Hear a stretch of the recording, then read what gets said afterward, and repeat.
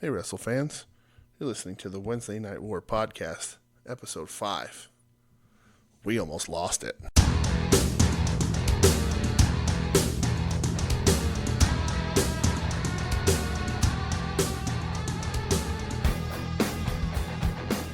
What's up, Warheads?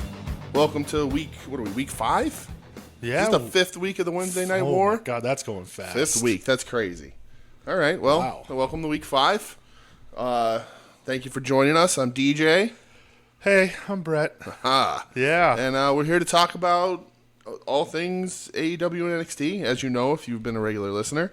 We're going to start right now. I want to talk about some T-shirts. I want to get right into it. Okay, yeah. Let's T-shirts right away. Let's talk about it because I think we should. Last week we didn't have news. This week, this was the big news thing. It's kind of died off already. In case you didn't see it, I don't know how you didn't if you're on any sort of wrestling social media. But Jordan Myles got a T-shirt put out by the WWE for NXT that was his name, made to look like teeth, inside bright red lips, on a black T-shirt. Ended up looking like blackface, looking like the traditional sort of very racist figurines and imagery from a bygone era. And he went on Twitter and expressed his disgust with it, as he should. And then it just rolled, snowballed, if you will. So he came out at first, and I don't have the things right in front of me, but he was like, this is ridiculous, complaining about the T-shirt, and then said that WWE doesn't respect black people. Said that they only have room for one black person on top. That was wrong. Ring of Honor only had room for one black person on top of the card, and then spiraled from NXT and WWE and Triple H and all these people into calling Jay Lethal a bunch of names, which then the tides kind of turned on him a little bit. Yeah. And then of course, sort of people were agreeing with him. Then they turned on him, and it's quieted down. He caused enough of a stink that I don't think we're going to see him anytime soon. Yeah, I think Trips, after, I know that they just did Crown Jewel today. Yeah. I think maybe this weekend, if there's like a coconut loop or whatever in Florida, I think you might say, hey, let's have a talk. What I want to talk about is more sort of the T-shirt itself. Jordan Myles, I was on his side. I still am on his side. He didn't do enough to change my mind. I think what they did with this T-shirt is horrible. Agreed. I wouldn't have called out Jay Lethal. I would have sort of kept it to the people that you actually should have been fighting and not the other people around you decided to pull in. He's a super talented guy, known as ACH on the Indies forever. Yes. And in NXT, he's been Smiling Jordan Myles or Smiles for Miles, whatever Morrow says about him. Yeah. And so even before I get into the T-shirt, that's a terrible gimmick for a guy that is as talented as he is. If you look at someone ACH/Jordan Myles and the best thing you can come up with is that he smiles a lot, there's a problem. You're not trying very hard, right? I agree. You're doing this guy a great disservice because he's super talented. Absolutely. And he's happy to be there, so he smiles a lot, and you can give him a name that rhymes with smiles, and it's Miles, and it's perfect. It's not. Yeah. So the T-shirt. So I'm a graphic designer professionally. It's what I've been doing for six years. Yeah, 6 years now. So this is my perspective on the T-shirt. It's an angle I wanted to bring to the whole thing because Jordan Myles came back after the T-shirt, and you can look it up. It's it's horrible imagery. It's a bullshit T-shirt. Let's be honest. My beginnings of it as a graphic designer is that it's terribly done. Not even like I can push like the horrible racistness of it aside and go, this is really poorly designed. It's a bad illustration. It's a boring T-shirt. Yeah, and that's like, I don't know if it was in that first run of NXT shirts, like when they went on TV and they just pushed one out for everybody. There wasn't very much thought put into like the majority of them. Not a good shirt. No. So that was already, I was like, all right, they're clearly this is his gimmick that they gave him. This is a T-shirt. They're not trying, right? So the other thing, Jordan Myles had come out and said, everybody gave him the, you have input, so we showed it to you or they showed it to you. You should have said something then, not wait till they put it out for sale. Which the WWE's pulled it already, from what I understand, and all that. Yeah, I think in their their statement that they made, they said they never even sold it. It was pulled immediately. Sure. So, and that's right on them. And he's, everybody conflicting reports. Did he have input? Did he not? You were telling me before with CM Punk, with him never having input on a shirt. Yeah. Something along those lines, and him seeing it. So even if he did have input, he said it was on a white T-shirt when he saw it. So on a white T-shirt, I mean, it's still a terrible design. I would still be like, this thing shitty. Sucks. Nobody's gonna buy this horrible design. And they were like, well, everybody's like, WWE shirts are always on black. You should have known better, this and that. As a designer, I've designed T-shirts. I designed a whole plethora of things, but specifically in T-shirts, when you're doing T-shirt designs, you make a design, any sort of logo design. You make sure it works in color. If it doesn't work in black and white, it's not going to be successful. Yeah. So you're trying all that stuff out, right? Whether or not he saw it on a white T-shirt first, the designer who did it, if they're hiring a designer worth their salt, by the looks of it, they're not. They're probably paying some cheap website to come up with this stuff. I'd imagine. Instead of employing designers. I would love to design wrestling T-shirts. It would be a dream job for me. That'd be awesome, actually. So, but on the T-shirts that I've done, that are logo T-shirts, that are custom, that I've designed new logos, I've drawn different sort of takes on things, all that kind of stuff. You try that thing on every color T-shirt imaginable. Absolutely. You open up the book of, if you're buying Gildan, you go through the Gildan color swatches. Whatever you're buying, you see what they have available in colors, and you go through all, at minimum, the common colors. You do a black, you do a gray, you do a blue, you do a white. And then if you want to see how the colors work on a yellow or a pink, because those are all popular T-shirt colors, you do that too. But for sure, even if you're the world's worst designer, you're trying these things out on at least a black, a white, a gray, and a blue. So the designer who did it saw it on black. You can't tell me they didn't. Yeah. You cannot convince me otherwise. There is, unless they literally is a child with a crayon figuring these out, a graphic designer would try these out on every color.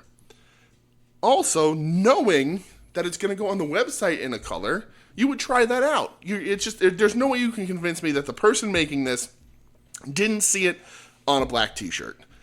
So right there, that's the ultimate fail and sin. That's the end of it. Unless the person has to be a complete idiot to make this design on a white sheet of paper. Oh, he smiles a lot while making a mouth, whatever. Lips are red. When you draw cartoon lips, they're red. It stops when you put it on a black T-shirt and you realize it looks like Al Jolson. Like, it stops. You're right. And the fact that they didn't, and then people tried to turn it back on Myles on ACH saying, well, he saw it and he approved, and it was on a white T-shirt. It shouldn't even have got that far. As a designer, I'm sure they have an art director. They're not. These things aren't just getting made by designers and shipped off to the website to be made. It's not like some amateur doing it and putting them up on TeePublic. This is a $1 billion corporation. They have an art director. Yeah, I know they do. They have to. I'm sure.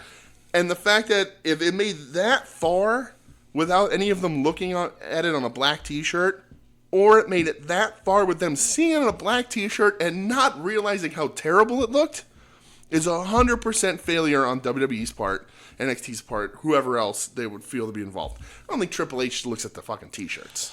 I feel like he probably doesn't. I mean, he's a busy guy, right? I mean, in a company that big, he's doing a million other things. He wears a lot of hats. He's seen it now. I'm sure, yeah. But just from the designer standpoint, like everything else, you can roll it all into it and can talk about what happened afterwards and whether or not Myles handled stuff poorly, which he kind of did. Does not make me not on his side. But again, wouldn't have called out some people that he brought people into a fight that he wasn't fighting. So, or shouldn't have been fighting at the time. But square one, designer standpoint, this is a failure from day one of this T-shirt. Should have been stopped then. And the fact that it wasn't should end the conversation over whose fault this is. It's done. Yeah. I've done, like I said, I've done T-shirts. I've done logo, everything. It stops. It's over. I've canceled T-shirt designs on T-shirt colors that don't blend well with the logo I'm doing. Sure. And they put it on a black shirt, and they were like, meh. And even before that, like, you're not designing on a T-shirt. You're designing it flat on your computer screen and playing with the colors before you even throwing it on a T-shirt. So this designer probably put it on a black background, so you didn't even see it in the context of a T-shirt. And you're just looking at this thing on your monitor. I'm sure it's a 27-inch iMac, because that's the best thing to design on. And you're going to look, it's such a failure from that standpoint that the conversation should have been over. It should have never even got made. Whether or not, it shouldn't even got handed to Jordan Myles. It should have been stopped, no matter what color it was on. So it's just a horrible thing that they've done. Jordan Myles had a point, dug himself a hole. I'm sure he's going to disappear for a little while. Maybe it was a ploy to get fired. I don't know. Yeah, I don't think so. But if he wants to get out of the company, it's a really good way to get out of the company. That's the way to do it. So. I know that, I think this all came out like Sunday, and a lot of people were, getting in his Twitter mentions. I paid attention for a while, but then I was like, you know what, I can't do this right now. Yeah. Basically telling him, you're lucky you even have a T-shirt, and you're ridiculous. lucky you even have a job. And to those people, you're morons. Yeah, you're lucky you got saddled with a shitty gimmick, that you got pulled off the indies where you were super successful with a ton of eyes on you, and you got pulled to WWE where they've used you twice in the last 2 months, and they saddled you with a shitty gimmick and a shitty T-shirt. You're right. It's on everybody on the internet who's saying that. You're right. It's clearly on him. He should consider himself lucky. Yeah. Do I think that... there's his side of things, there's WWE's side of things, and then there's the truth? I do. Yeah. Doesn't make it any less racist. Yes. Because honestly, when I first saw that, my immediate first thought was, oh, blackface. Yeah, it's not subtle. No, it's not like, at all. you squint your eyes and you look at under a certain light. It's right there. Yeah, and I don't get it. The thing is, there's a couple stories with wrestlers. Like you mentioned before, we were talking about earlier. There was a thing with Punk where he had to take a picture of a T-shirt because he didn't even know they made it. Becky, where she was like, "Oh yeah, I didn't know I was referred to as the last kicker." And then on the opposite side of things, there was a video that came out with this is from a while ago. I think it was Chelsea Green and Deonna Purrazzo who were in NXT. And they were answering like Twitter questions, and somebody was like, "Oh, like your shirt designs, whatever." And they just started laughing. Like Deonna rolled her eyes, and she's just like, "Yeah, we had a ton of input." Yeah. And then Booker T kind of came out and got into it a little bit, and he said any shirt he's ever had from WWE, even all the way back to WCW, he had input on it. Yeah. So it's kind of tough to see like. Yeah. Who's telling the truth? So, and with Booker T, that makes sense because by the time Booker T was getting T-shirts, he was multiple-time tag champion with Harlem Heat. Yeah. He was then five-time. You got to finish it. Heavyweight champion. Is that the rest of it? I don't even know. You only said it 3 times. Oh, how many times did he say it? 5 times? Did he really? Yeah. That's insane.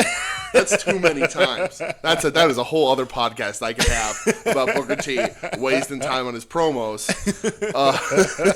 That's a whole other podcast. But yeah, he had more pull. I mean, this is the bottom guy, really. He's only, like I said, he's only used twice in the last month or so, month and a half. So like I would completely believe they're not giving this guy any say. And he did come out and say he saw it on White. And again, you're also in the position of, I'm a new guy in this company. I want my spot. I'm getting a good paycheck. I don't have to travel as much. This is my big break. I want to be on WrestleMania. All that kind of stuff. Doesn't excuse it. But you ever been at your job and your boss pressured you to do something work you didn't want to do? 1,000%. Everybody has that story. Some of them are really terrible things, and other things are just saying yes to a shitty T-shirt that you don't really want to get made. Yeah, but you don't want to rock the boat. You don't want to rock the boat. Yeah, and when he came out and he said like WWE doesn't care about black people. Yeah. I mean, no duh. Well, yeah, I mean, fuck. Who was before Kofi? Who was the last like WWE heavyweight champ? That was black. Mark Henry, I think, and that was years ago now. Yeah. Like, I mean, The Rock.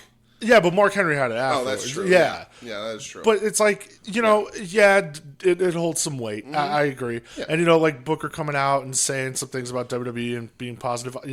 How much are you towing the company line? Yeah.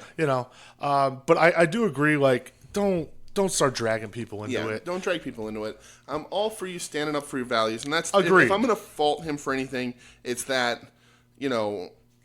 say fuck you to those people when they give it to you initially. Stand your ground. If it means that much to you that you're going to cause this much of a deal, it was a huge deal a couple days ago. Oh, it was a real big deal. Dragging other people into it, it's huge.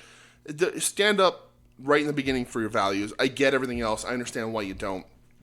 But the reason why none of that really bothers me is because it should have never made it off the desktop of the designer that made it. And I agree 1,000%. That's where the failure is.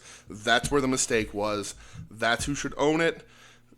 And that's it. And it's not like, that designer should be fired. I would probably say that designer didn't do it on purpose. I would be willing to give them the benefit of the doubt that they weren't like, hey, I'm going to make a racist shirt for this guy. They just made a shirt and pushed it out. I'm sure they're pushing out designs for everybody. And just, they're probably overworked. That's the nature of being a designer. But especially in WWE. Especially in WWE, especially in a big company like that. But a good designer knows better. And that's my biggest problem with it all. Yeah, I kind of to finish it off here, I hope that, he doesn't get punished for it. I really do, because I think the dude's super talented. Yeah. And you know what? I mean, he has been used. I mean, he won like that NXT breakout tournament. He had a title match. Yeah. He hasn't been seen since. But I mean, there was some build to him. He is a very talented guy. He is a very good asset to that company. I hope they continue to use him. I agree. And I hope that, fingers crossed, WWE learns a lesson. Yeah. Bottom line. They were just in Saudi Arabia today. Oh, my God. Learn a lesson. That's a whole nother topic. Oh, man. Bottom line, racism sucks. Yes. And if you don't believe that, then you suck. Yeah.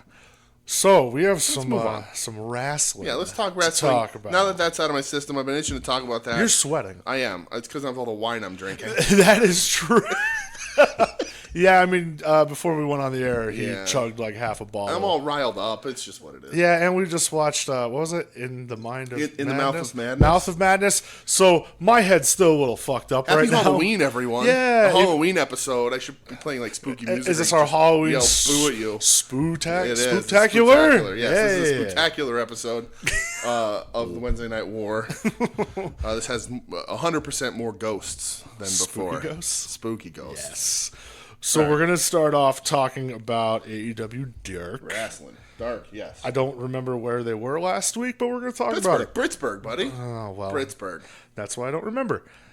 We started off librarians walking the ring.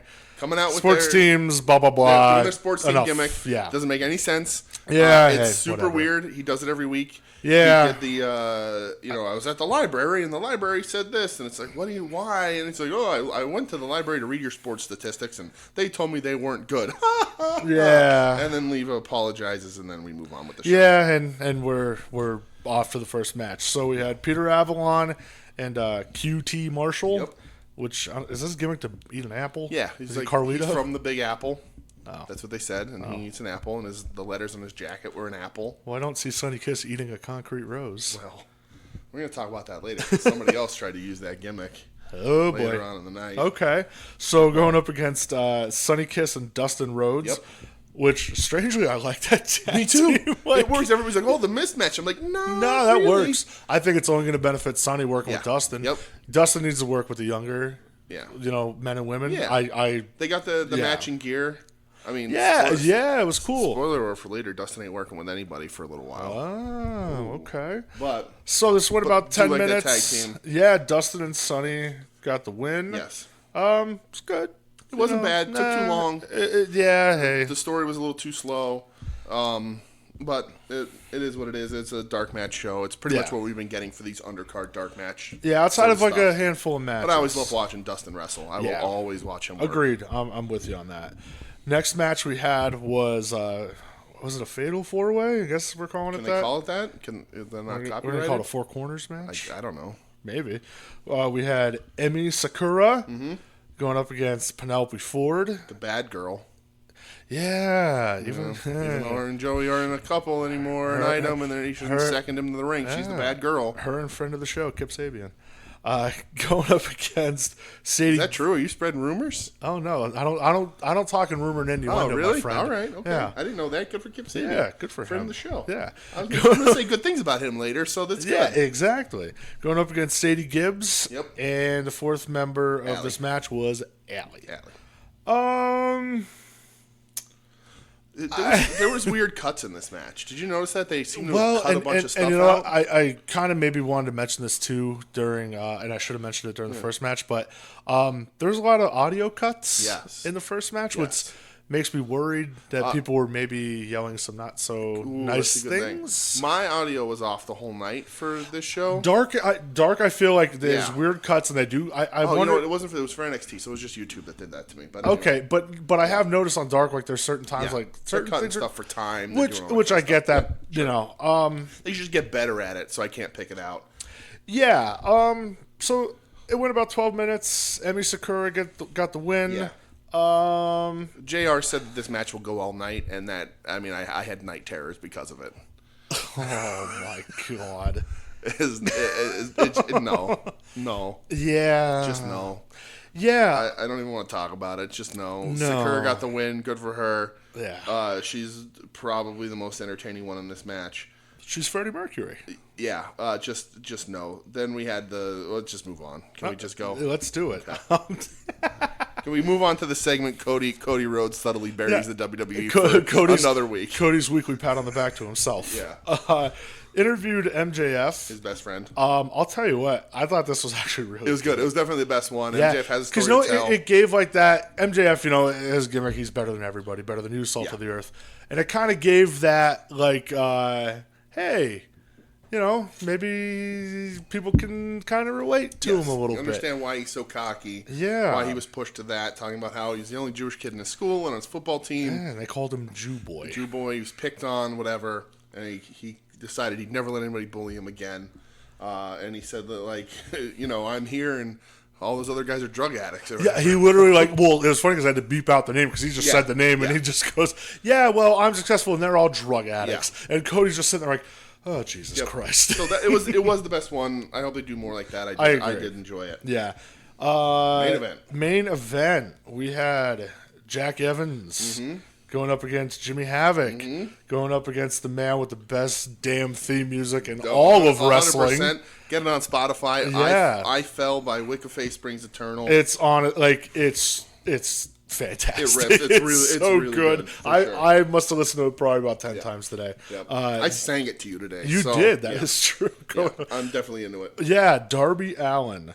I guess this just immediately started off saying, oh, yeah, by the way, it's Falls Count Anywhere, which I think when you put Jimmy and Darby in it, they excel. That's their environment. You just want them to murder each other in various parts of the arena. Yeah. So this was the main event of Dark. What did you think of it? I liked it. Darby's a madman. Darby's nuts. He's nuts. He does stuff. He's super crisp in that ring. Yeah. He wrestles better than he should for how much of experience he has. But otherwise, it's pretty much the kind of match we've been getting out of all of these guys and on Dark. This is kind of, they've been pushing that envelope a little bit more on Dark for these. Lots of plunder. A couple big spots. Yeah. Darby's super over. Darby is super over. I was actually shocked to see him on Dark because I figured they want to keep him rolling on the main show. But they are packing these main shows with as much talent as they can.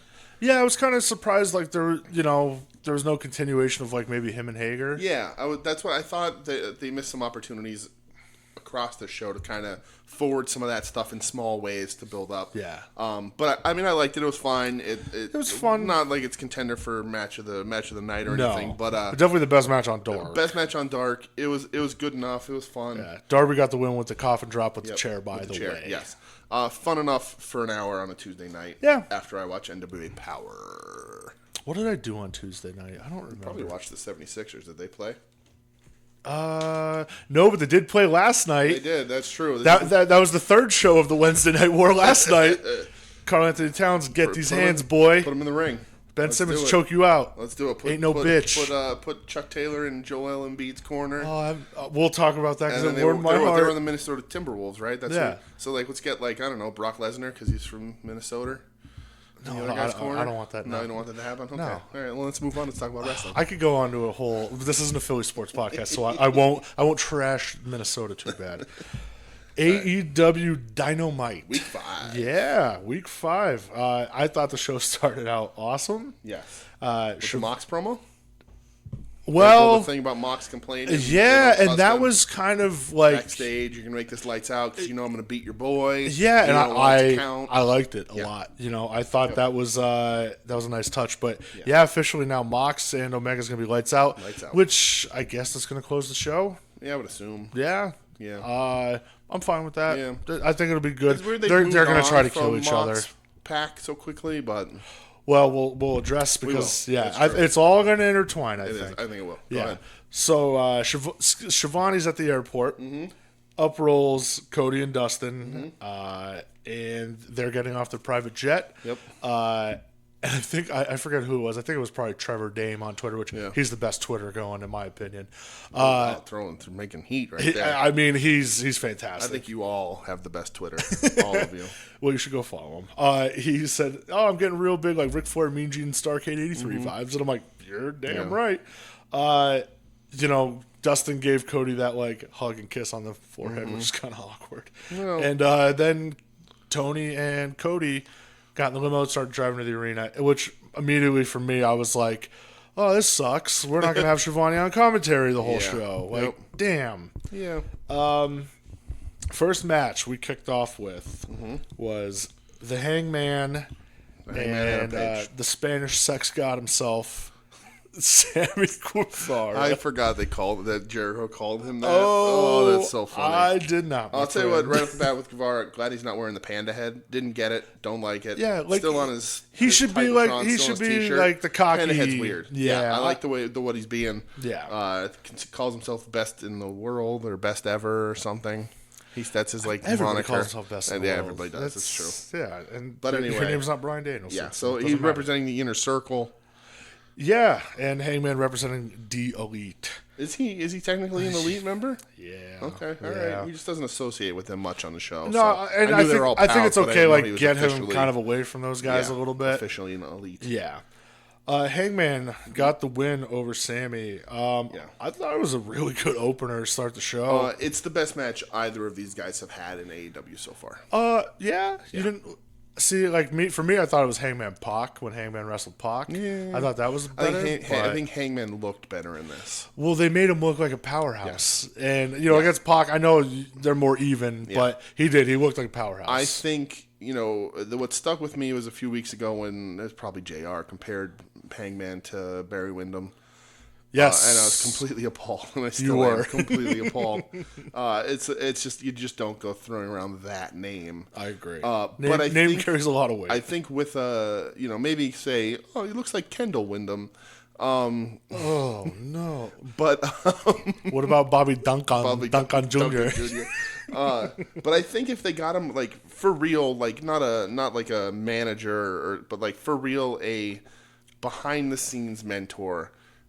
Get a legend, get someone who's good and old school kind of guy. I said working with Dustin. Yeah, can really train him up. Dustin would work. You can get one of those older guys from Barry Windham's generation. Even Tully being back there. Like I don't want it on TV. I don't want to know they're associated. Yeah. I think he's young enough and he's got a good look, and that you can nudge him in the direction where he could become like that sort of Wyndham-esque kind of guy. He'll never be Barry Windham. Let's just be honest about that one. Yeah. Nobody, very few people can ever be Barry Windham. It's true. But with a right mentor, you can definitely push him in that direction, and I think that would be good for him. But again, I don't want him to just have a manager on TV. I want him to be behind the scenes, learning and evolving his craft from someone other than the Young Bucks. I'm with you on that. Page got the win. Yep. Afterwards, he said he will be facing Pac at the pay-per-view. And doing some cowboy shit. Yeah, we got a little shit-ski on the air. Cowboy shit. I don't know cowboy shit. What is that? I mean, shooting, drinking. Lassoing. I don't know. Bathing in a tub in your front yard. What the Wine's fuck? kicking in. Yeah, I can tell by your complexion. The more red you get, the drunk. This is going to be a fun one. Strap in, boys and girls. DJ's drunk. So next, you're right on the edge. Oh yeah. Next match we had was the debuting Shauna, which I didn't know who that was. She's Portuguese, living in France. First appearance. I don't know who she was, but listen, the only Portuguese wrestler I know is Aldo Montoya. Oh. Let's be honest. Going up against. Are you drunk? No. All right, good. Going up against. Is it Hikaru? Hikaru. I mean, like Hikaru Shida. The shitty, uncultured part of me wants to be like, is that Hikaru? Hikaru. Shida. So yes, Hikaru. This match went a lot longer than I thought it was. Yeah. But I thought it was another good, solid match. Best AEW's women's match they've had. I'll probably roll with you on that. Yeah. They worked really well together.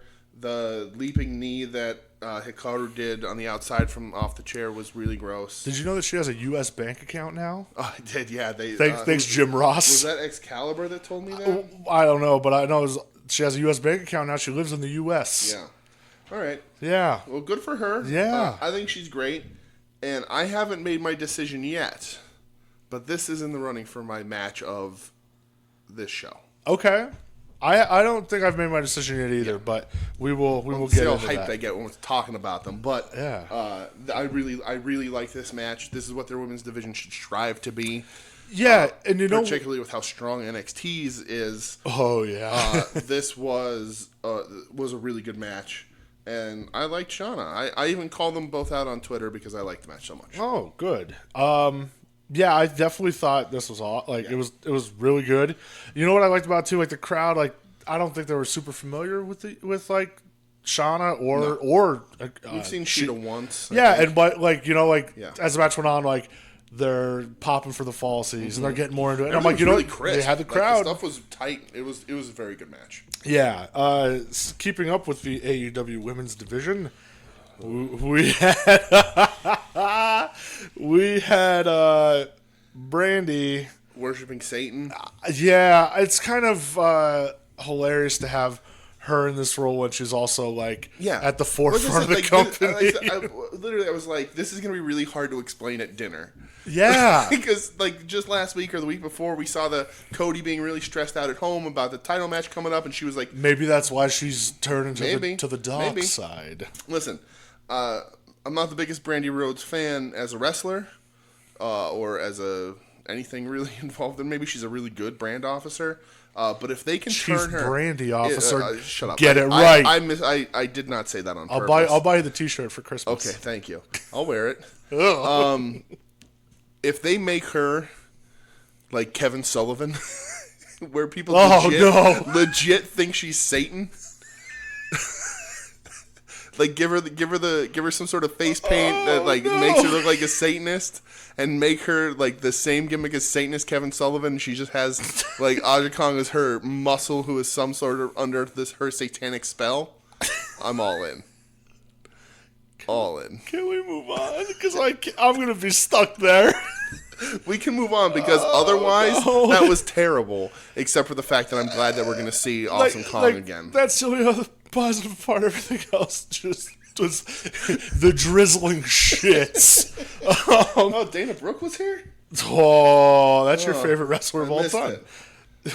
I saw on Twitter that you compared her to be the female Ricky Steamboat. You did. That is taken out of context. I said the Ricky Steamboat of her generation. Let's move on we went from a Brandy Rhodes promo, which was terrible, to... Well, okay, here was when I flipped out a little bit. Okay. How the fuck are you going to have a Rock and Roll Express promo with Private Party during the commercial break? Yeah, that's... Don't you want to hear Ricky Morton try to say their names? I'm sure they put it up on Twitter. I don't know, because Let's pay the $5 and watch it on Fight TV. I'm not doing that. Okay, well then... I was in a blind rage when I saw it. Oh, blind rage. Throwback. Oh God, you're so drunk. The Rock and Rolls come out on stage. Love the Rock and Rolls. They're the best ever. They are the best. They really are. Oh man, and Robert's cutting a promo a little bit, and they just end up getting the absolute piss beat out of them by Santana and Ortiz. Somehow they convinced, or maybe Ricky Morton, it was his idea. They let Santana and Ortiz powerbomb him through the stage. Of course it was Ricky Morton's idea. That guy's insane. He's a flatback. He's good. Yeah, he doesn't care. Yeah, I love the Rock and Rolls forever. I like that they were beating Robert Gibson with a bar of soap and a tube sock. Let's go, baby. That's a way. Hey, why not? And they did make reference to this later on in the night, and I had thought of it earlier, that this was a Rick and Morty crossover show that also featured Ricky Morton. Oh, God. Just saying. Just saying. It was there. Why do you do this to me? It was there. It was there. That's what I'm here for. Well, anyway, I love the Rock and Rolls. I'm sorry they got beat up. The only good thing I shouldn't say the only good thing because it was a really good beatdown. Yeah. The positive of it are the Rock and Rolls got to get their heat back, brother. But they're going to show up at NWA Power in like a week and a half. Let's see how solid those contracts are. That's true. You give me Santana in a tour. Well, I mean, they've already done it because that's where Ricky hit the Canadian Destroyer. Yeah, that was a Janela Spring Break. It was Janela Spring Break, but I mean, they've already worked those guys elsewhere, so they can clearly do it again. Match. Let's do it. I'm in. I'll watch the Rock and Rolls forever. Rock and Roll, man. Which might be a reality at this point. They're going to outlive me. Who 100%. Oh, yeah. We cut to Cody and Tony in the limo on the way to the arena telling Dusty stories. Mm-hmm. I could have watched this for 2 hours. Just them telling Dusty stories. Yeah. I thought it was cool. Like Cody said he wants to make his mom proud. And like, it's a good segment. They're humanizing Cody. And they should. It was a little... Which they're doing the opposite with Brady. Yeah. But it's like a little bit... Sometimes you don't know how to take Cody. You don't know what they're doing with him. Sometimes you're like, is he a bad guy here? Whatever. And so this humanizes him, especially with the over-exaggerated douchebag that Chris Jericho has become. And they did the thing about, like, the stories, you always make him wait, so they're making Jericho sweat it out. Like, it works. It makes Cody, sort of feel... It's a feel-good story about Cody. Him and Schiavone clearly have a good relationship. They know each other. They've known each other for a long time. So it was a good little segment. Adds to the storyline. I liked it. Yeah. Next match, we had another Raw Dog sighting. That poor guy has a terrible TV record this year, though. He is, but they said they mentioned his their record in AEW, so I would assume they're looking to keep bringing him back. I love the Raw Dog. Me too. John Silver all the way. Yeah. So it's Raw Dog, Alex Reynolds, and QT Marshall going up against the Best Friends. Mm-hmm. Best Friends came out dressed as Rick and Morty. Yep. Two Ricks and a Morty.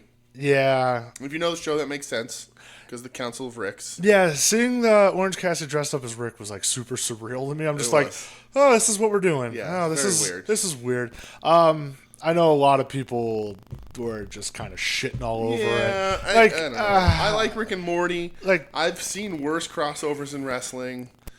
Or like sponsorship deals and all that kind of stuff. It really didn't bother me. No, it didn't affect me whatsoever. Best Friends is a good team to do it with. I thought so too. And they even had like Morty do like their little like entrance, like talking about him. Yeah. Like it wasn't anything offensive. Like, listen, the match went 3 minutes. Yeah, like, exactly. Nothing to lose your shit over. It was fun. It was It's the day before Halloween. Yeah, like it was fine. Yeah, it is what it is. Rick and Morty's very funny. Yeah, I think so too. And yeah, I mean, it was fine. And to see the Best Friends... they got the win. Trent always tried to put the wig back on. Yeah. My favorite part of the match, I will say, when Cassidy was doing his little fire-up spot, and he lost the glasses, and Bryce put them back on. I was like, Bryce, you're too good for this world. That's Orange Cassidy's first official match, too. Yeah. In AEW. Got to show off a little bit. He did the kicks and did, the little bit of a flippy-do and a dive. Yeah. Yeah, it was fine. It was short. Clearly, it's just to get the Rick promotion. And Morty stuff That's over. All, that's cool. That's fine. Give the Best Friends a little bit of a shine. Yeah, and let us see the Raw Dog again. Yeah, I love the Raw Dog. So, shout out to the Raw Dog. Next segment, we had Jericho and Cody contract signing. We did.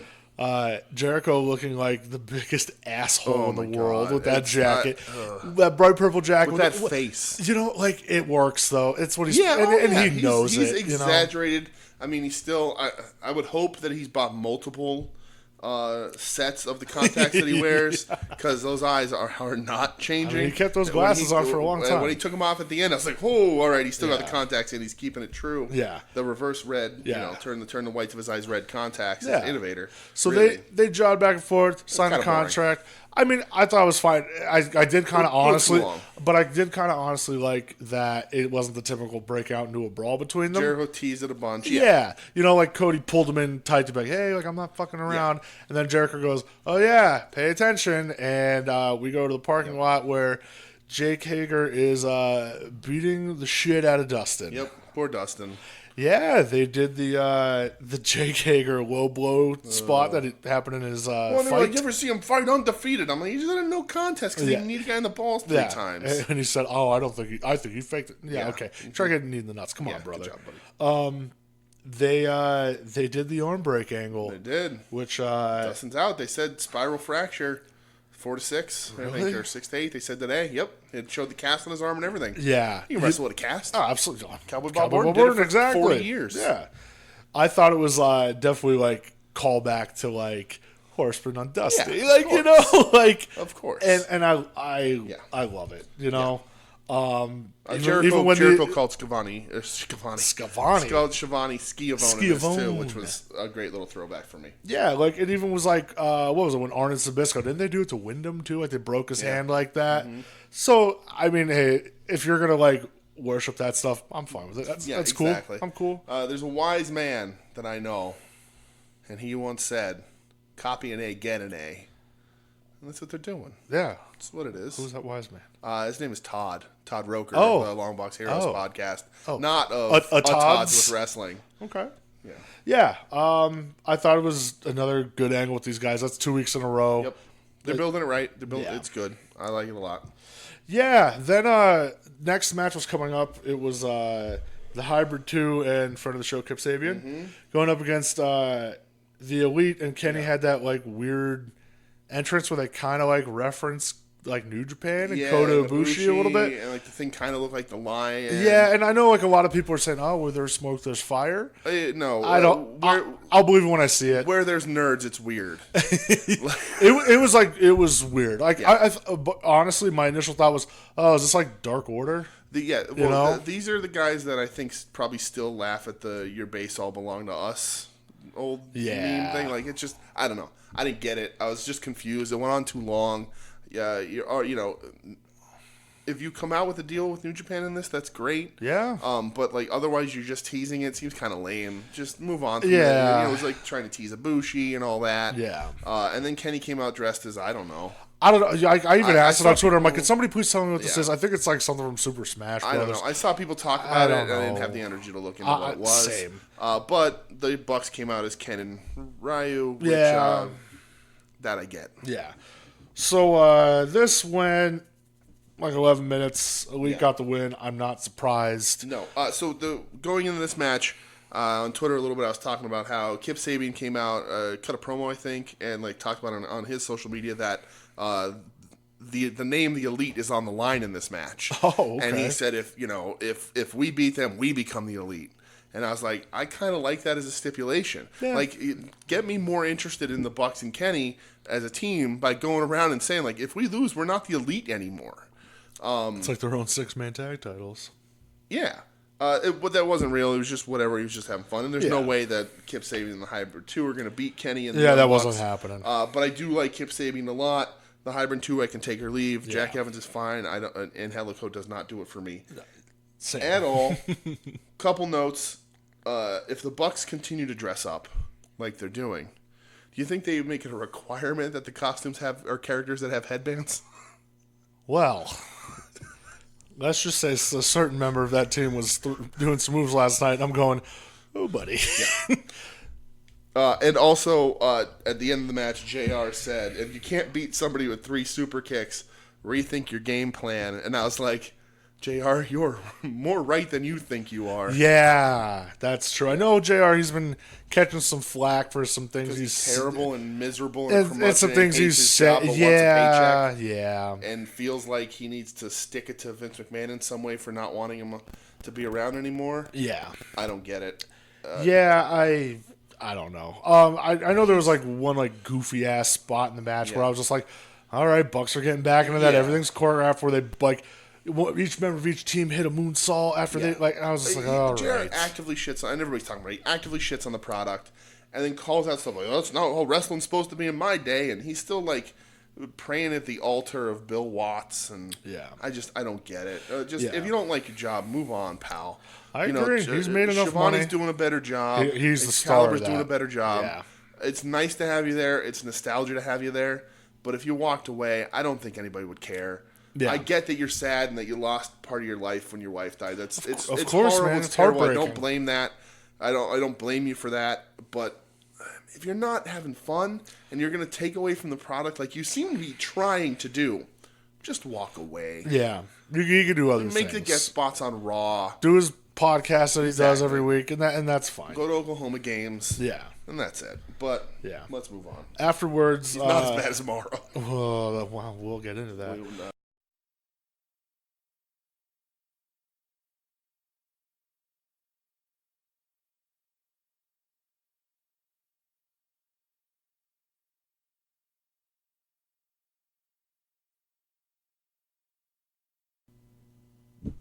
So after the match, we had Bucks going around, high-fiving the fans, giving the front row some love.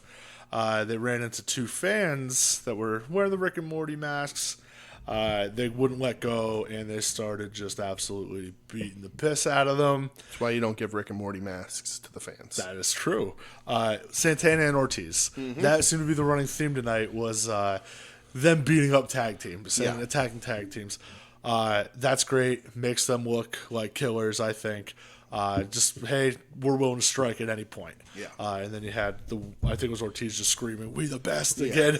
I love that guy. I mean, they're definitely great. They're going to be in the main event mixings as a tag team for a long time. Yeah, I mean, and that's clearly they're the visible team. There, everybody knows them from Impact, so they're going to be around. Yeah, and we'll talk about that in a little bit as to who they may be gunning for after the Bucks match. Up next, is it the Librarians? They're gunning for the Librarians. I wish someone would. I take that back. Next segment. Librarians come out. We're not going to talk about that because Moxley came out. Yes. Obliterated him with the Death Rider. Paradigm Shift. Death Rider. Paradigm Shift. It's an AEW show. Yeah, but I don't care because it's Death Rider. Moxley is in my heart. All right. So that's what the shirt says it on the back. I don't see a shirt that says New Japan Paradigm shirt Shift. says it on the back. Yeah, well, New Japan greater than everyone. Comes out, cuts just a killer promo. Mm-hmm. That dude needs to be on the mic every week. I think like they really almost are doing themselves a disservice of not having him talk. Yeah. It doesn't need to be a big promo like this. I don't care. 30 seconds. Yeah. Whatever. I agree. They had marketed it as unscripted, which is what they kind of say all their stuff is. So that doesn't make any sense to really call it out as that again. But, I mean, the dude can talk. The dude is tough and impressive. Puffy face. He's a puppy face? Puffy face. Puffy. Puff. You sound like you've been puffing on something, my friend. I had just this bottle of wine. Puffy faced. But anyway, doesn't matter. The dude's great. Yeah. Cannot wait. Honestly, I can't wait for him and Omega. Yeah. It's gonna be. Yeah, they're gonna murder each other. Fucking bonkers. I can't wait for it. Yeah. Main event time. Yep. Tag tournament finals for the belts. You have the Lucha Brothers and the SCU. Super pissed that there was no entrance. Yeah, it's weird. I don't know why. You're supposed to be building this up. I think that it's gotta be for time. Yeah, and I think that they need to fix their formatting a little bit. Yeah. There's certain things that they missed that I feel are key. Yeah. Even like that rock and roll private party little promo earlier we talked about. Like, it's agenting. Guys, it's fun. Like, yeah, they can agent the earlier matches a little better. Yeah. I mean, they ran out of time. What pay-per-view was that where they ran out of time and had like 2 minutes to do everything at the end? Yeah. That was their first one. Yeah, all out. It's a historical problem. I thought you were talking about Halloween Havoc 98. No. When the main event... I'm not even going to... Yeah, no. You know that story. But I think you just agent some of the earlier matches, get them to go home a little earlier, give this a little more time because this is the main event.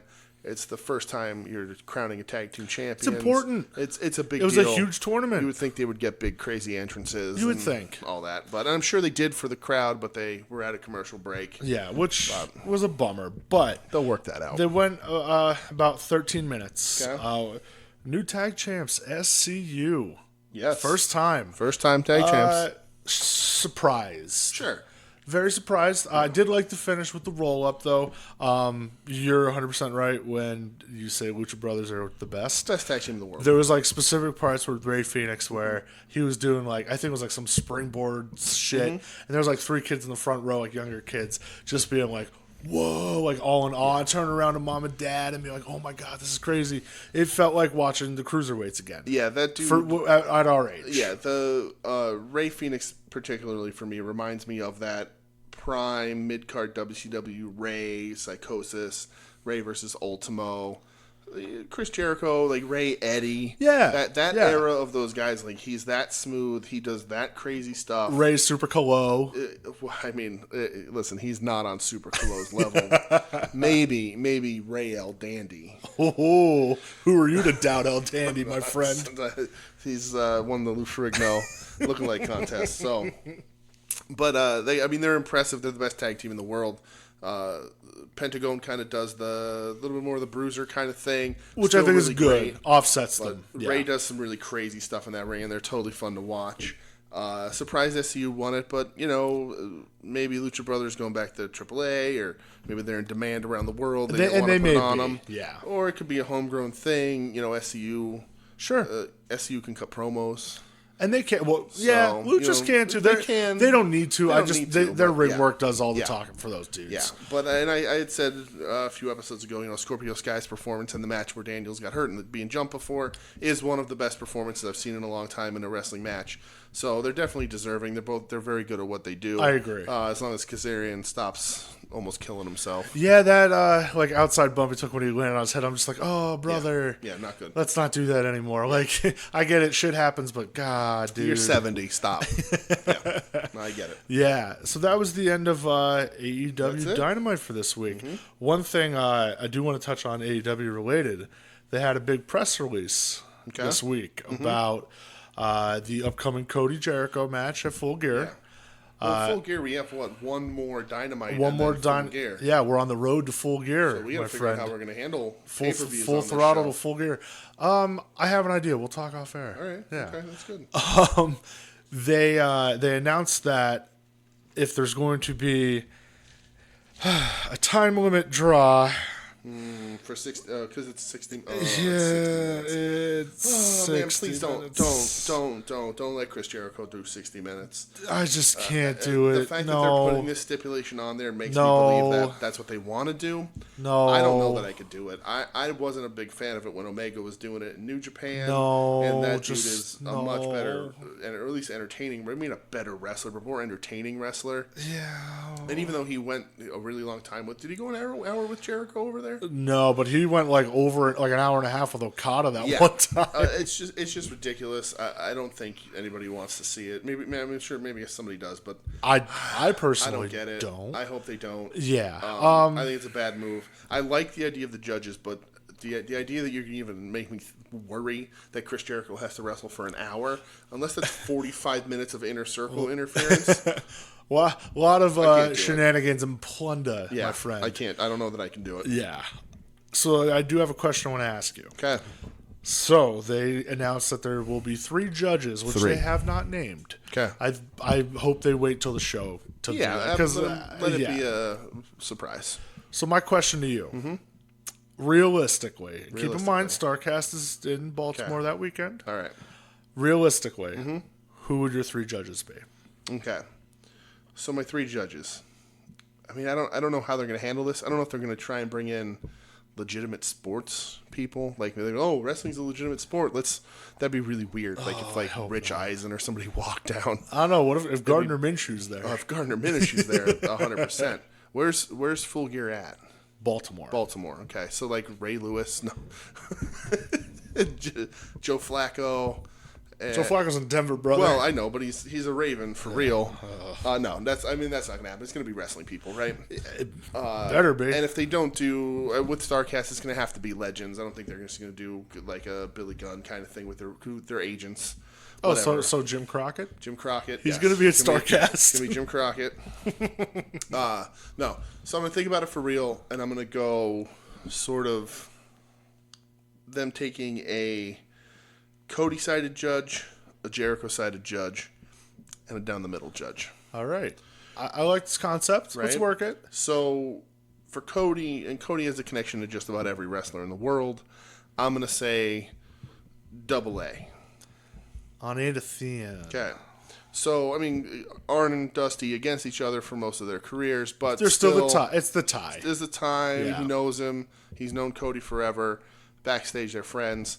Arn Anderson looking like maybe he can be leading a little Cody. Okay. Jericho's side. And again, I think Arn's an agent for them, right?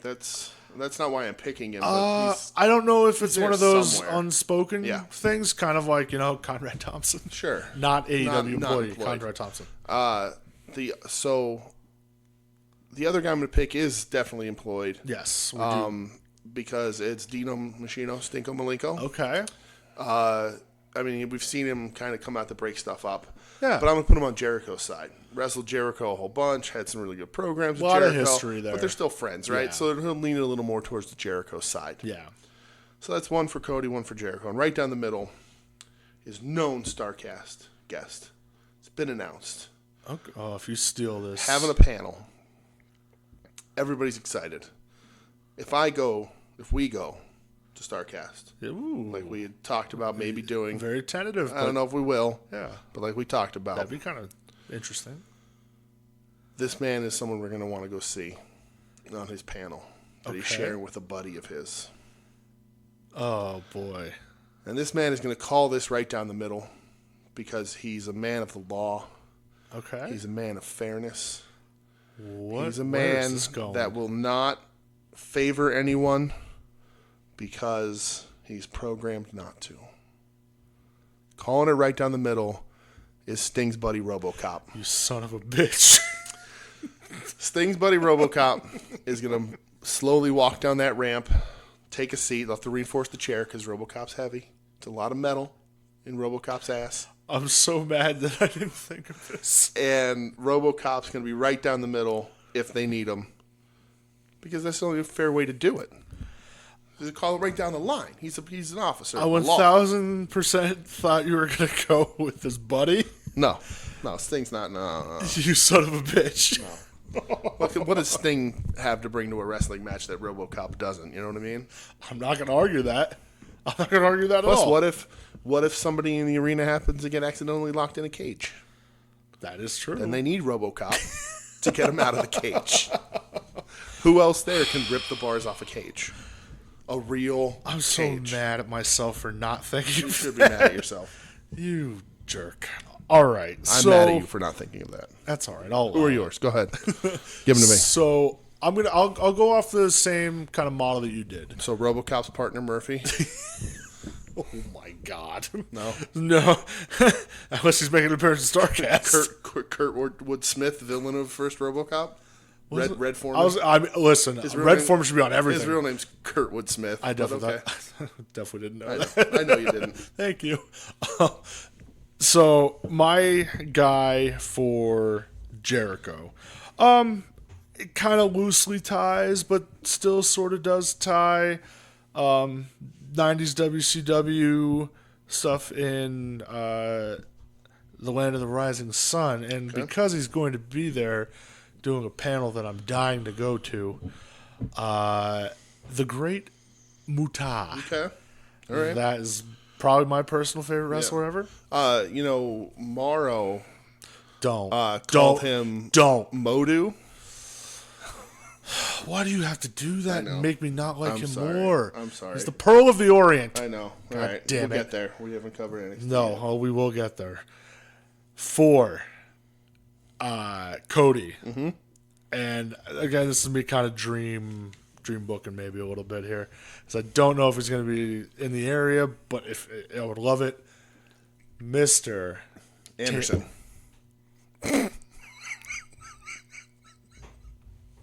Anderson. I'm glad you think you're I'm funny. hilarious. You're also drunk. Yeah, just a little. I was going to go with Terry Funk. Okay. All right. I mean, I would approve, of course. He's the greatest wrestler of all time. He's got those. Yeah, I know he feuded with Dusty, egg sucking dog. Mm-hmm. I would love that. I think that'd be so cool. The crowd would just go crazy, and it would warm Terry's heart as it would warm ours. Yes, of course. Selfishly. Yeah. It'd be good to see him again. Yeah. He's had a rough couple of months. The guy going down the middle, I thought about it. I was kind of leaning towards Arn. Okay. But just for fun's sake, I'm going to go with the man called Sting. Okay. Stang? Stang. Stang. Oh, boy. Let's not go down that road. Sting. Okay. I think Sting would be cool. because he has ties to both guys. Sure. Throughout history, you know? So I think that'd be fun. But yeah, either way, it's going to be interesting to see who they pick. Yeah. Please. I mean, you're going for most of the JTEX Corporation against the one guy that JTEX Corporation feuded with. So. Damn right I am. But all right, there was a lot of tag matches there that were Funk and Muda versus Flair and Stinger. I've been watching a lot of, what was it, Havoc 89, I think it was, with the cage match? Right. Yeah, that's a killer match. So. When the shit caught on fire, Muda had to miss the fire out. Yeah, though, I think that it's going to be cool to see who they pick, but please, for the love of everything, don't go 60. Don't Broadway it. Yeah, please don't. Oh, God. Yeah, don't. Moving on to the other show. Next show. NXT. On USA. On the USA Network. Opening up the show this week, we had Io come out with something named Poppy. Yep, playing her. I skipped it. Yeah. I wasn't interested. I just don't. I don't know. Yeah, I saw like they were hyping up, and I'm like, I don't know what it is, so whatever. So we had first match, Io against Candice LeRae. Yep. Makes sense. They've had this feud for a little while now.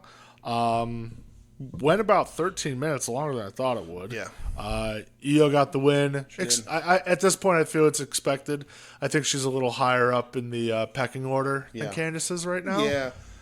Candice is, I've said it before, missing something for me. Io hit that lung blower. Oh, it was sick. It was great. Yeah, it was sick. Second rope lung blower. It was crazy. But Candice is missing something. She doesn't work for me. She's fine. She's not bad at all. Yeah, I think she adds like that, just misses something for me. Pure like babyface to the women's division, which I feel like they need because I feel like everybody's been back and forth. Yeah. And they did kill each other. I mean, they wrestled really hard. It was fun. I had fun with it. It was a good match for sure. Yeah, but Io's definitely better. Io's on a different she might level. be honestly my favorite wrestler on that roster, and I'm not exaggerating. She's on a different level than a lot of other people. Yeah, she is great. Yeah. Afterwards, Io kept going with the beatdown on Candice. Out came Rhea Ripley. Had some beef with Io from last week. I like that. It's starting to intertwine everybody, and we will discuss what it's leading to. Yes, we certainly will. What we'll discuss next, I'm not super excited about it, to be honest. Next week, Pete Dunne, Damian Priest. Yeah, great. Yeah, great. Let's move on. Yeah, I mean, I don't like Priest. I just don't like that they're doing it again so fast. Like, I get it. Like, now there's, like, history, cheap win, but I don't need to... Personally, I don't need to see it again. Yeah, I mean, on Twitter, Howard the Dave and I had a little back and forth. Oh, that's a great name. That's awesome. About Damian Priest being no good. Call us out because he knows that we dislike him. And we just had some comments about, some people I didn't like, and they turned me around, and he was like, oh, maybe this guy will be the next guy to turn us around. We're making fun of him now, and I was like, I don't really think so. And he said that maybe that's like the secret formula is that we rag on them on the show, and then they get turned around and start being good. And I said if that was the case, Dana Brooke would be the Ricky Steamboat of her generation. She's not? She is not. What are you talking about? Because... That's your girl. She's terrible. No. You're wearing her shirt right now. I know. I'm wearing it over my Ricky Steamboat shirt, so it's different. It's just different. Yeah. But yeah. I don't like him. I do not... Well, and that's the thing, like, so. I remember when he was back in Ring of Honor as Punishment Martinez, it just wasn't my thing. Sorry. Yeah. I just didn't care. Dunn, I like Dunn. I just don't think he can make it work. But let's move on. Yeah, moving on from goofs. that. Yeah. Finn Balor. Finn comes out for his promo. Yeah. Talks about some things. Yeah. I saw, like, a lot of mixed reaction to this. Some people were like, this is awesome. Others were like, this is kind of goofy. Like, like, what was it? Like, that line about the business or whatever. Well, he says that I don't watch the business watches me. Yeah, and like, instead of like talking about Gargano, I'm going to turn you from Johnny Wrestling into Johnny Watches Wrestling. Yeah, I thought it was funny. Yeah, like, I mean, I think it's cool to see that side of him. I think he's better that way. Yeah. That's where I mean, most people, I think, first noticed him that's over New Japan as Prince Devitt. For sure. That's what it was. But yeah, I guess it's going to be the build to him and Gargano. Yeah. I don't know when it's going to happen. I don't know. It was a good, quick heel promo. Yeah. I think they want to save him in the ring for a takeover or something bigger. Oh, of course. But yeah, no, I mean, it was a good, quick heel promo. I like him as a heel. So we'll see. But I thought it was a fun promo. Yeah. It was goofy, but it was fun. I'm with you. There was nothing like where I'm like outraged, but yeah, it was cool. Mm-hmm. Next match. Shane Thorne going up against, and this is where my Morrow pet peeve goes. Thick boy. The thick boy of NXT, Bronson Reed. Morrow, he also mentioned, and I just remember this, mentioned earlier about the first match with Io and Candice where he goes, oh, this is like Bad Baby and Whoa Vicky or something? Yep. Teenage rappers that got into a brawl. So that's Morrow's watching YouTube or TMZ or. Well, you just learned me on something because I didn't know what the hell he was talking about. They are, yes. They're Bad Baby was on, and she spells that with an H, by the way. Both words. Thank God. She was on Dr. Phil. She was like the 14-year-old girl on Dr. Phil. Like super spoiled. Okay, that girl. Yeah. So she's still a thing, huh? Thanks. Yeah, kinda. I guess. I don't know. Thanks, okay. Morrow. Morrow thinks she is. Yeah. But Bronson Reed, Shane Thorne. No. Yeah. His commentary is the worst. Terrible. I feel kind of like indifferent with this because you just had Bronson just get like fucking squashed by Riddle. Yes. And now you're trying to build him back up as a powerhouse. Want him strong. They like his look. They think he looks like a sort of powerful guy, and he does. He's a bigger guy. Yeah. But I mean, it was kind of a squash. I don't know. They let Thorne kick out of too much if they're trying to make Bronson look strong. Yeah. Thorne is whatever. I don't know. You can let one guy look strong and let another guy lose. You don't have to let him kick out of everything to make him look good when he's just going to get beat up. Yeah, like that one move where he kind of just dropped him on his head, like he kicked out. I'm like, what are you doing? Yeah. Why? But I mean, I liked it for what it was. I guess there was good chops in it, good loud chops. Yeah. So you do that, you'll get a little bit of a thumbs up in my book for that. Yeah, I mean, it's nothing where I'm like, I hated this, but it's just like, I feel like you need to rehab him already, which isn't good. Out of the whole show, that was the one that was just kind of just there. Yeah. I liked it, but it was just there. Yeah. Which is fine. We don't need to talk about it very long. Next match. Women's tag team titles. Excuse me. Yep. We had the team of Tegan Nox and Dakota Kai, Team Kick. Team Kick. Going up against the champs, Kairi Sane and Asuka, the Kabuki Warriors. A little bit of an NXT homecoming for those two. Yeah. And they won't be around. I think this was just a one-off attraction. Which you know what? Thankfully, they were there because it was awesome. Yeah, I thought this match was great. Fantastic. Went about 17 minutes. They gave it a long time. Kairi and Asuka, probably my favorite tag team going in WWE. Wow.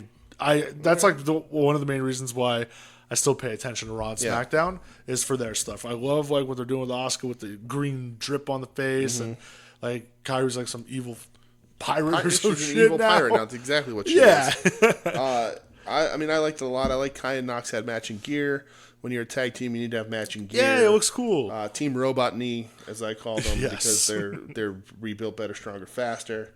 It was just a great match. Great heel tag team work out of the Kabuki Warriors. The way tag team wrestling should be. Tons of ring cut off, some cheating, some just nasty little moves here and there. Yeah, it felt like an old school tag match. Yeah, especially with like cutting off the ring and everything. Yeah. Match ended when Asuka hit I think it was Dakota Kai. Yeah, Dakota Kai hit her with the mist. Yep. Which I love that she's doing that. I go nuts for the mist. I know like Monday night on Raw, she hit Paige with it, and it's a lot of mist. It's like head to toe mist. It is. Yeah. Kairi pinned her, and I loved and it was very little, and I will give Morrow credit for it. He noted how Kairi did the north-south pin covering Dakota Kai's face. Yeah. So there was no mist. Yeah. So the ref couldn't see it. A little thing like that, I'm like, all right, I'll give you credit. That stuff matters. Good to point that out. Yep. After the match, this is where things got crazy. Yeah, it was a ton of fun. So Shane and the Minions came out to beat down by herself Tegan. I mean, they call you can call them that. They just dropped the number because they don't have a fourth anymore. Yeah, that's true. Go to beat up Tegan. Yep. Out comes Rhea Ripley. trying to get some revenge. Not really getting the save, like just their attention. She wasn't coming out to save Yeah, anyone. it's more so she has the issue with them. Yes. Well, on her way to the ring, she gets jumped unexpectedly by Io. Which, again, hey, you came out for revenge. Okay, now we have that story. Yes. Out comes Bianca, and it's like, who's... Also jumping Ripley. Yeah, because it's like she has issues with everybody, too. Yep. So, okay, perfect. Yeah. Then out comes Candice. To jump Io. jump, because they have the beef. Their beef is still happening. So, big fight, big pull-apart brawl, locker room. Well, Ripley kills everyone. Oh, she murdered everybody. To me, like, I feel like she's like top of that ladder out of all of them. Sure. I think she has the most potential. They built her that way. She's a bruiser. Yeah, for sure. Out comes everybody, big pull apart. The crowd's going nuts. I'm going nuts. You're going nuts. Yep, we were all loving this. Yeah. Here comes... felt like wrestling was supposed to feel. Yeah, had that chaotic feel to it. Yeah. Out came Mr. William Regal, NXT General Manager, NXT Dad. Angry William Regal. Which is the best Flustered. Regal. Yeah. And he just looks at them and just says, enough, pull them apart. Only one way to settle this, War Games. And I thought it was unexpected for a War Games for them. It's a great announcement. But damn, am I ready for it. Yeah, this whole match, the match was amazing, really great. I had called it out as an early contender for my match of the night. We'll see later if that pulled through or not. But I was super excited for this match going in. It's actually why I watched NXT first. Okay. Was because I really wanted to watch this match. I was super excited for it. Yeah. Kabuki Warriors are really good. Kaya Nox, I wasn't super pumped on. They're fine. But I thought the match was built really well. You don't like Lady Kane? I mean, Lady, she did the choke slam in the match in Kane's honor. super happy for her. Love that her favorite wrestler is Kane. It's hilarious. It's awesome. It's great. But just that and the chaos afterwards, all the run-ins, all that stuff, really got me pumped for wrestling. Yeah. And the way a match is supposed to make me feel. And then the War Games announcement just had me screaming. Yeah. I couldn't believe it. I was super excited. I love War Games. This segment was so hot that's like the perfect way to end it. Like it's hot on the heels of this big brawl. You're like throwing them all into one of my favorite kind of matches, and I couldn't be happier. Yeah, I love how they kind of intertwined everybody together, so everyone has an issue with everyone, and it's like, okay, this is only one way to settle this. And I can't wait for it. Yeah. It's going to be awesome. So what are the teams, though? So we're looking at... I know Ripley is getting Kaya Nox because she's on Twitter talking about how she liked their resiliency for coming back from injuries. Yeah, and I think it makes sense, Candice, because she was standing in the ring with them at the end. Oh, yeah, because then she jumped Io, who also has a problem with Ripley, so that makes sense. Yeah, and then you have Baszler, who's the captain of her team. Yeah. And safe to say, I assume it's going to be Bianca. Okay. Io. Uh-huh. I don't know if they're going to have both of her other horsewomen, and maybe Ripley gets another one, like a 5-on-5. Yeah, maybe. I don't know. I can't wait to see how it plays out. Yeah, honestly, NXT Women's division has been my favorite division in all of wrestling. Like that I watch. It kills everything else. It's the standard bearer for women's wrestling. Yeah, for sure. It's awesome. Yeah. Next matchup, Tyler Bate going against Cameron Grimes. Greasy Grimes. I was too excited. I barely watched this match. Dude. Same. It was good. It was. I mean, it was a lot of fun. These guys can work. I like the little things that Grimes does. He learns. Last week he went for the cave in, the double stomp right away, and he didn't get it. So this week he didn't. They just locked up. Both these guys can go, but I was just too on cloud nine for that. The all women's War Games and how good that match was. That I just wasn't able to focus on this match as much as I normally could. Yeah, like this, they put on a super fun match, but I think it was just like victims of circumstance, maybe a little bit. Yeah. Grimes got the win over Bate after Dane came out, distracted Bate. It's definitely used to elevate Grimes more. Yeah, and then the guy's been awesome. And then forward the Dane Pete Dunne sort of thing. Yeah, I think the four of them, they're gonna all intersect, which I'm all for it. Honestly, I'd love to see Dunne Grimes. Oh, that'd be that'd be a banger at this point. Put Dane and Grimes as a tag team. Yeah, against Bate and Dunn. Gross, bearded, hairy men. Just wonderful. Disgusting, man. Yeah. Yes. Afterwards, and again, further along, Dane just beat up Bate and just said, hey, this is for Pete Dunne, you know? And his fingers are still broken. Like I complained about what they were doing with Dunne. Yeah. His fingers are broken for real, which kind of ruins the gimmick for Dunne for the rest of his life, but I'm glad they did it. They need to do it from now on. They do. It's just the rules now. Yeah. Main event time. We have Undisputed Era, Red Dragon, Fish and O'Reilly. Okay. Going up against Keith Lee and Matt Riddle, which they have some history on the indies. I think they were the Limitless Bros or something of that nature. They gave this a lot of time. It was fun. Fish and O'Reilly got the win. Expected. I mean, they're the established tag team, and they're one of the best. It's a throw-together tag team. For as hot as Lee is and as hot as Riddle has been, they're still a throw-together tag team. I think this was more of like a get a good match out of everybody. We'll move some stuff forward. It's part of the bigger story. I love Riddle hitting the spear and the jackhammer. That's amazing. This will never happen, but if it can end in him versus Goldberg, I think it could. Maybe it will. I don't know. Oh, I hope it does. But Goldberg won't. I don't trust Goldberg. Goldberg won't do the job. I mean, but of course, when if he didn't do the job, though, Riddle can make him do the job. Make him do the job, just like Regal almost made him do the job back in the day. Damn right. So that I love with Lee in this match, who I was kind of cold on when he was wrestling Dijakovic. I just didn't think they had the chemistry that everybody else saw in them. Last week and this week with Lee, they've really shown the monster star that he can become. He did some really great stuff. He's really good in the ring. He does a little bit too much of the high-flying stuff with the jump overs and all that. Like, it's great that he can do it. It's impressive. I agree. I don't need a big guy to do that kind of stuff. With wrestling in general, big guys, it's impressive to see. You don't need to do it. Be a big guy. Yeah. But like when he hit the pounce on Adam Cole and fired him halfway across the arena, that's more of what I want to see. I'm glad that you can leapfrog. I'm glad you can do all this stuff. Yeah. It is impressive. You know, and the big guys have had a history of doing it. Bam Bam was very agile. Of Vader course. would do the moonsault.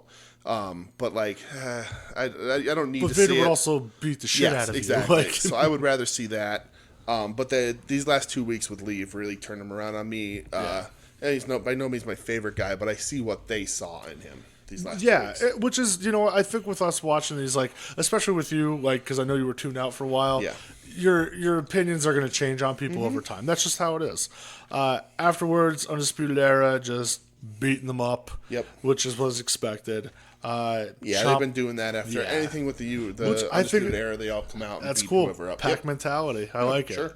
Ciampa's music hits because now he's got beef with all of them after last week. Of course he does. Comes out carrying the crutch and just starts lacing people out. Just beating Swinging their for the asses. fences. The Undisputed Era bails. Ciampa grabs the mic, looks at the belt, just goes, Goldie, you gotta wait. Daddy's going to war. Yeah. Sets up your second War Games. So you're gonna have Undisputed Era, and my predictions. And this is what it seems like on TV anyway. Okay. You have Ciampa. Of course. You have Lee. You have Riddle. You do. And then you have an unnamed fourth man. Yep. I think it would be kind of a decent surprise because he has issues with them now. What would you maybe think about Dijak? I mean, it could work. It'd be cool to see the Lee Dijak sort of like we're overcoming our differences that we've had recently. To take out the greater evil. But I mean, in the War Games, how tall he is, you can do a lot of fun stuff. Sure, I get it. Not my pick though. Okay. My pick is gonna be Velveteen. Oh man, I didn't even think about him because they did that segment a few weeks ago where they jumped Velveteen in the back. And that's why I didn't even think about him. He never got his payback. I don't know why he's been off TV. Whatever it happens to be, maybe they just did it to build to this. But I think they're going to do a thing where they probably come out and it's 3-on-4, and who's he going to have? Who's going to have? Make fun of him for only being 3 people, and then the music's going to hit, and Velveteen's going to come out. Roddy's going to freak out, and then that'll be who comes down. Yeah, it makes more sense than Dijak. I'm with you. And unless he's hurt, I don't see them doing a takeover without Velveteen. He's too big of a name. Yeah, you're right. Honestly, there's so many moving pieces between both shows where some guys I truthfully forget about them. It's just it is what it is. That ended NXT, but a little piece of news that I did want to talk about. They announced it today during the event that will not be mentioned on this show. Okay. Survivor Series this year, this next upcoming pay-per-view. They announced SmackDown versus Raw versus NXT. Yeah, that's weird. Yeah. I'm interested. I think you're going to see a lot of guys over the next month with TV appearing on all three shows, which I think that's going to be like, it's kind of cool. I don't know if I'm going to watch all the other two main shows because I just don't have time. I just can't. I mean, we'll keep track of it. Yeah, if I see anything then I'll definitely and we'll definitely watch the pay-per-view, watch the match, and talk about what we can. But I don't have the capacity. Oh my god, we haven't watched a main brand pay-per-view since WrestleMania. I think. Yeah, that was the last one you and I watched together. But we'll definitely keep our eye on that. Yeah, and see if anything pops up. It's NXT involved, so we'll see. And then obviously the Survivor Series match we'll talk about. Yeah. But we'll get there. So final recap. Yeah. I'll start with you first. Okay. What are you going with as your match of the night? Match of the night. Okay, so AEW match of that show. For me, I'm going with the I gotta go back because I forget her name. That's terrible of me. Shauna? Was that what it was? Yes. Shauna. I was going to say Shonda, and I was like, that's not right. Shauna versus Hikaru Shida. Okay. That's my match at AEW. Just because I was pleasantly surprised with that match. I think it's the best women's match they've had in AEW, so I'm glad they're elevating that. The main event was really good also. But just to get me excited about where that women's division can go, especially because NXT is so good, that I was just excited for that to happen for them. So that's my match on AEW. NXT match of the show is the Kai Nox versus the Kabuki Warriors, which is also my match of the night. Okay. That match is fantastic. Yeah. It made me feel like wrestling's supposed to make me feel. I was super pumped. I missed almost that whole next match because of it, because I was so excited. Like I was watching it, I just couldn't focus on it. Honestly, that should have closed the show. Yeah, in my opinion. It should have. It was just the announcement is much bigger. War game, the women's war game is so much special. It's a really great moment. Yeah. That match was great. They give it a ton of time. Yeah. The riot afterwards was really good. So just from that match all the way through the announcement of the women's war games, really just had me that pumped. That is my match of the night. Okay. And if we want, I'll throw this at the end. I'm giving NXT show of the night. Oh, okay. All right. It's just that little bit better. AEW has some weird stuff. The Brandy promo, the contract signing. That was so weird. The contract signing being a little too drawn out. NXT weighed against that. Even though the Bronson Reed match wasn't my favorite thing in the world, it still had good chops, and I get it. So NXT is my show of the night. All right, I can rock with that. What do you got? Talk to me. My matches here. AEW. I'm going to go that main event. Okay. SCU Lucha Brothers. All right. I do wish it went a little longer, but damn, do I love watching the Lucha Brothers. Yeah, I mean, I come away being like, I want more. Yeah, absolutely. They're hitting on all cylinders right now. NXT, I'm going to agree with you. Okay. Kabuki Warriors Team Kick. Yeah. It like, we mentioned cutting off that ring. It just felt like old school. I'm a big fucking mark for missed. Yeah. I am. It is what it is. See, match of the night, I feel like they're literally it's like a push for me. Okay. But for argument's sake, I'm gonna go Kabuki Team Kick. Okay. Because I enjoyed the hell out of that. And again, everything afterwards, it was just that for me, it was just like the hottest thing of the night. It really was. Show again coming into to us recording tonight. I was like, they were even for me. I was a push. It was very close. For me, it's A and A minus. I mean, it's not that different. But again, for argument's sake, I am going to go with NXT. Okay. I'm going with NXT. I thought that they were, I don't know, like you mentioned with AEW, some of this shit was a little like the Brandy stuff was just really weird. Yeah. But yeah, I'm going to go NXT for sure. What did the viewing audience at home feel? So the viewing audience, as they have the last every week of this The battle, last every week. The last every week of this battle. Every week in a row so far, AEW has won. Yeah. The World Series was happening. Literally, I think it was ended, like 20 million people watched last night. It was Game 7. Both shows took a hit. Yeah, as expected. AEW gets 759,000 viewers with a .33 rating in the 18 to 49 demographic. Last week, they had 963,000, so they're around 200,000 drop. That's a big drop, but again, the World Series is a big sporting event. Of course. And then NXT, much less, at 580,000 viewers with a .18 rating in the 18 to 49 demo. They last week had 698,000 viewers, so they lost a little over 100,000. So less of a drop, but still getting beat. Yeah. And it's just the way it is. NXT was 6th cable show, or not NXT. AEW was the 6th cable show. Okay. And NXT was like 30-something, somewhere around there. How many damn shows could you watch?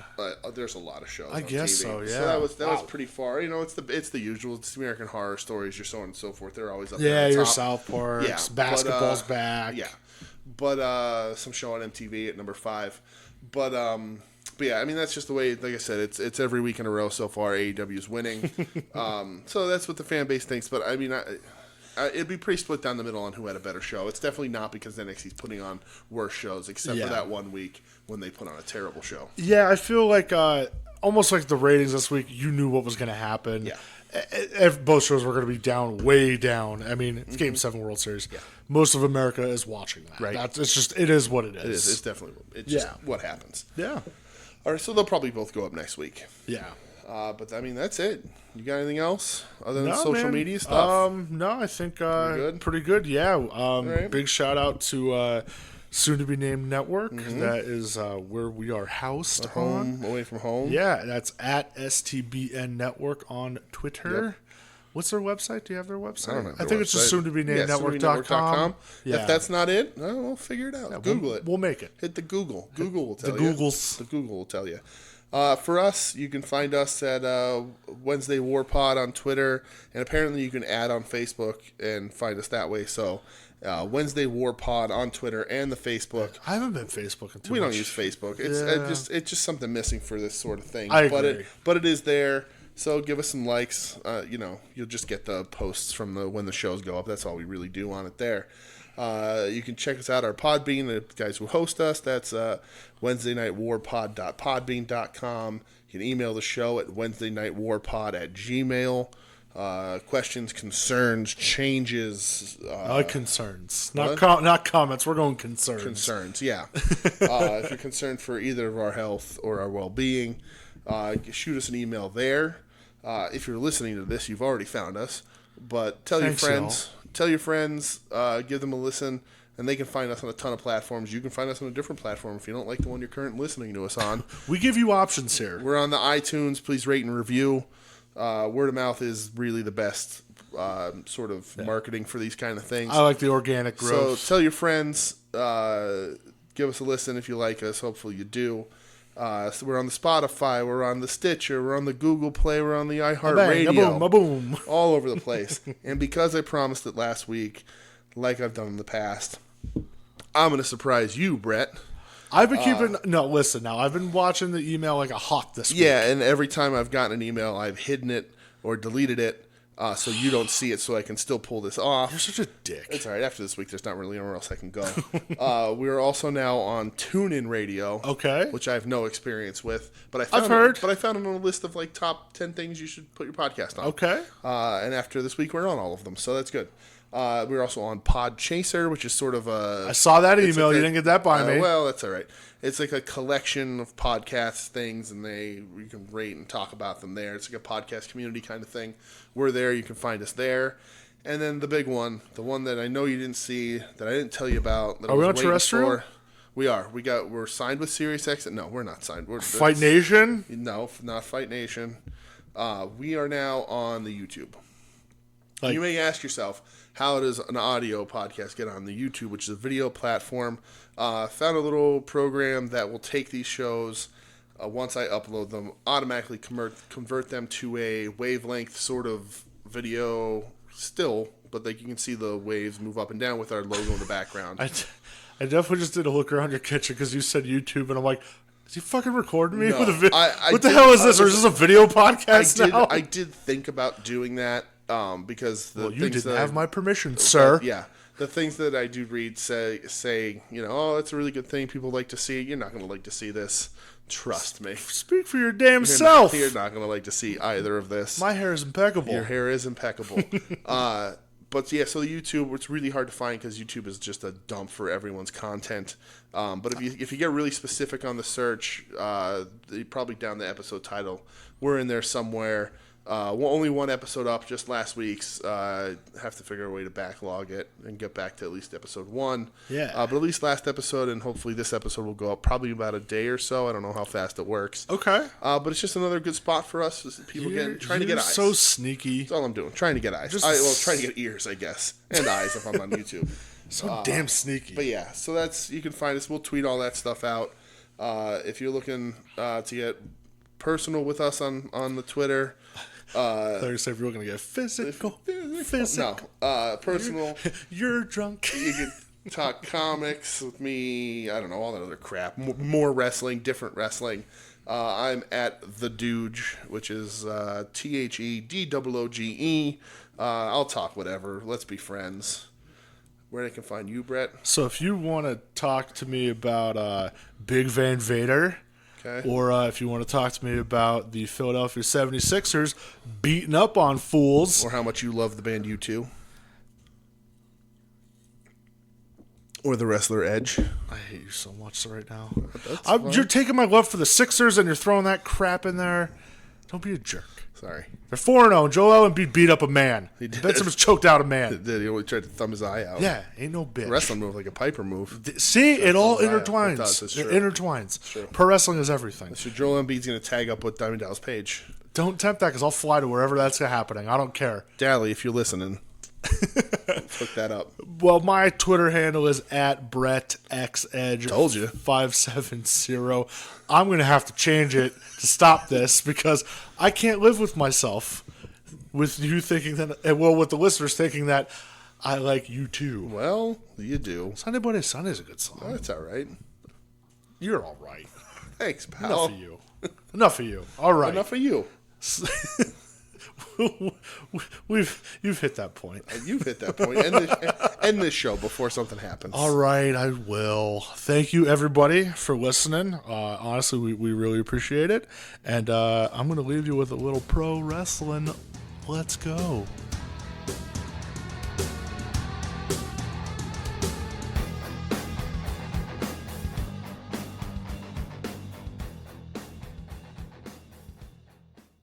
You're listening to the soon-to-be-named network, the Lamborghini of Podcast Network.